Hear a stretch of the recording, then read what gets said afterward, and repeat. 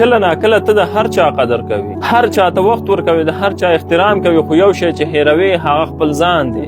کله چې د خپل ځان کمزوری شي بیا هیڅ څوک به درد نه خوري. خلک یوازې هغه وخت در سره وي چې ته قوي ښکاري. نو مخکې له دې چې د هر چا لپاره ځان وسوځوي، یو ځل د ځان لپاره ژوند وکړه. ځکه که ته روغ یې هر کار کولی شي، او که ته جوړ یې هر څه جوړیږي. او که خپل ځان دې خراب وي هیڅ څوک دې کیسه کې نه دي. نو مخکې له هر څه خپل ځان روغ وساته، نو آرام شه، ځکه د ټولو نه قیمتي انسان ته خپله یې.